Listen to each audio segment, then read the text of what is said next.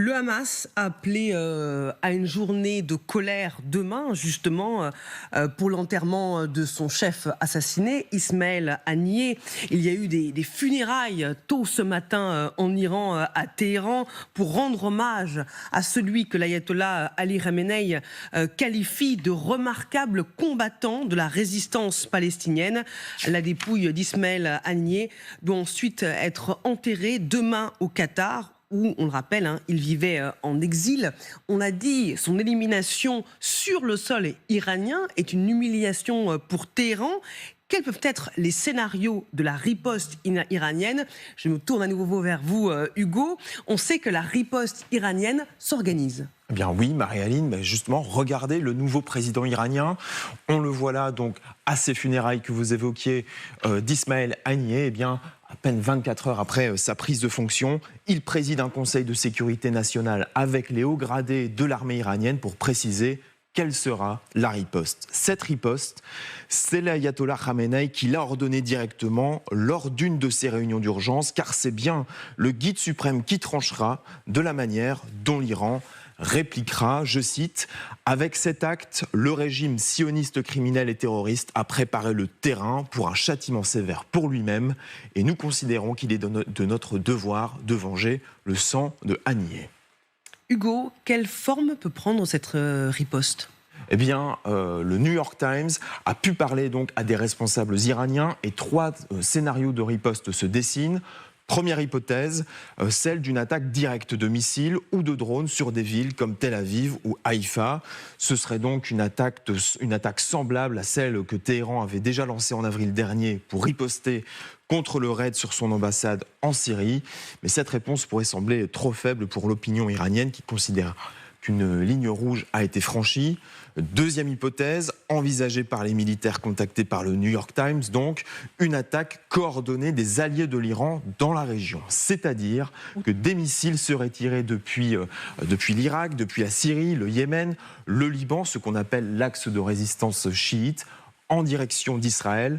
C'est aussi l'option privilégiée par Georges Malbruno, très bon connaisseur des enjeux dans la région. Écoutez. Une réunion a eu lieu aujourd'hui à Téhéran entre les différents groupes membres de ce qu'on appelle l'axe de la résistance, donc soutenu par l'Iran contre Israël.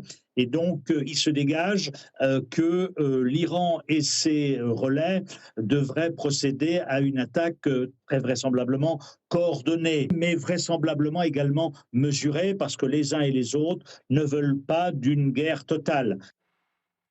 Et enfin, 3e scénario avancé par le New York Times, et le pire de tous, la tentation pour Téhéran de fabriquer une bombe nucléaire. Alors jusqu'à présent, tout indique que l'Iran ne dispose pas de la bombe atomique, mais l'humiliation subie pourrait achever cette ambition.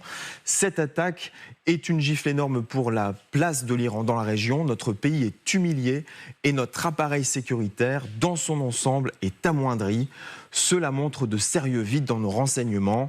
Et un expert qui parle cette fois pour le quotidien Le Monde dit « Si l'Iran ne répond pas, cela serait interprété comme le signe d'une très grande faiblesse ». Merci beaucoup Hugo Barbieux pour toutes ces informations, ces éléments de réflexion. Armin Harefi, qu'en pensez-vous? Quel peut être le scénario privilégié par Téhéran? Alors déjà, ce qui semble sûr à ce stade, c'est que l'Iran participera à la riposte. C'est-à-dire que malgré le fait que ce soit un responsable palestinien qui a été tué, le fait que cette attaque ait eu lieu en Iran fait que, comme l'a dit le guide suprême, l'ayatollah Ali Khamenei, l'Iran sera partie prenante. D'après le New York Times, l'Iran, qui cite des sources sécuritaires iraniennes, l'ordre aurait été donné de la part du guide suprême de frapper depuis l'Iran. Donc on se dirigerait dans ce cas-là, si c'est confirmé, vers des frappes directes du territoire iranien vers Israël, plutôt des cibles militaires, comme cela a eu lieu notamment le 13 avril. Maintenant, si vous me demandez mon avis, l'Iran, ce qu'il faut quand même rappeler, c'est que le régime iranien reste un régime pragmatique et son but ultime, c'est sa survie politique. C'est pour cela que il n'est pas du tout intéressé, il ne se sent pas menacé aujourd'hui, surtout qu'il a réussi à mater les manifestations populaires à l'intérieur du pays. Et donc, il doit répondre pour ne pas perdre la face, mais il ne doit pas répondre de sorte à donner l'argument à Benyamin Netanyahou pour lancer une riposte de plus grande ampleur, d'autant que les Américains, eux non plus, ne veulent pas d'une guerre régionale. Voilà pourquoi... Ce serait une riposte pour la forme ? Ce serait une riposte calibrée. En tout cas, c'est ce qu'a réalisé l'Iran à chaque fois qu'il a été mis en difficulté, que ce soit après l'élimination de Rassem Soleimani, l'ancien chef de la branche extérieure des gardiens de la Révolution. C'est ce qui est arrivé lorsque l'un de ses principaux gardiens de la Révolution a été tué le 1er avril dans une frappe attribuée par Israël dans le consulat iranien en Syrie.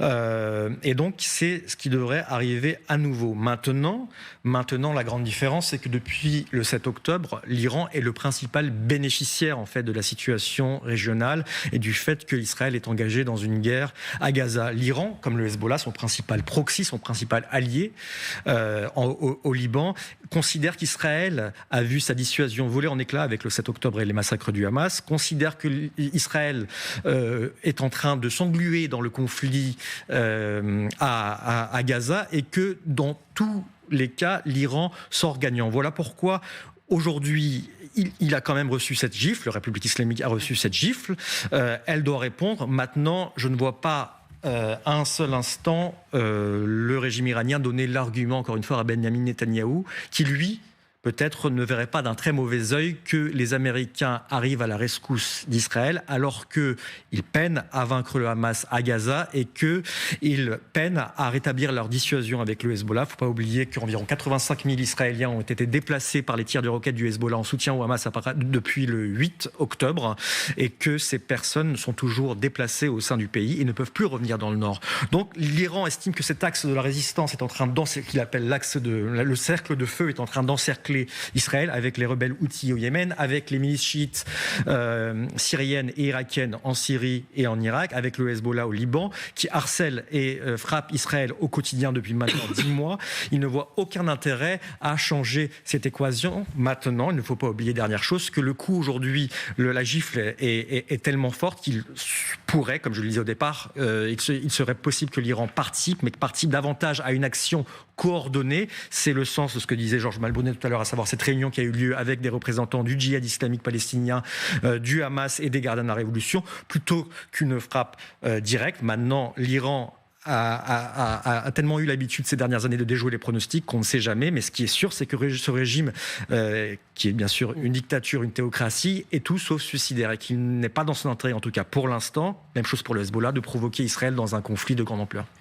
Merci beaucoup Armin Arefi, grand reporter au Point, spécialiste du Proche-Orient et du Moyen-Orient, de nous avoir éclairé. Je vous redonne les dernières informations sur l'échange historique de prisonniers qui a eu lieu entre la Russie et les Occidentaux. Ankara, donc la Turquie, qui a été au centre des négociations pour permettre la libération de ces 26 personnes, annonce que l'opération est terminée désormais. Donc cette vaste opération a été réalisée à bord de 7 appareils qui ont transporté les 26 personnes, dont 2 mineurs qui faisaient partie de cet échange et qui ont donc transité par l'aéroport d'Ankara et qui vont poursuivre leur route. Ce soir, le Kremlin a réagi, évidemment.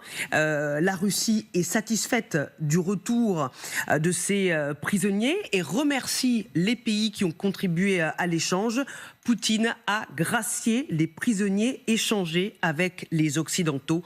Voilà pour les dernières informations sur cet échange historique. Et vous avez entendu évidemment Joe Biden qui lui aussi a remercié ses alliés, les Allemands, les Norvégiens, qui ont participé à cet échange prisonnier. Et on peut vous montrer la première image du reporter du Wall Street Journal, Evan Gershkovich, emprisonné depuis mars 2023. Alors ça, ce sont des images qui nous parviennent du FSB, donc donc les services de renseignement russes. Là, vous voyez Vladimir Karamurza, l'opposant à Vladimir Poutine.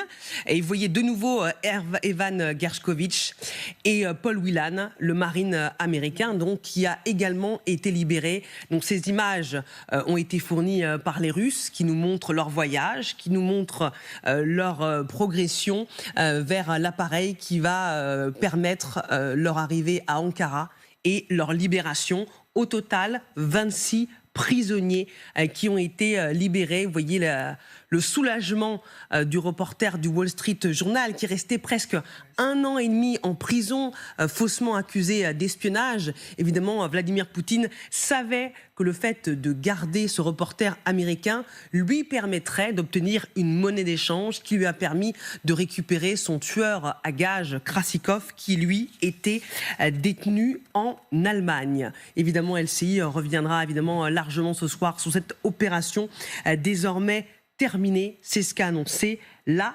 Turquie.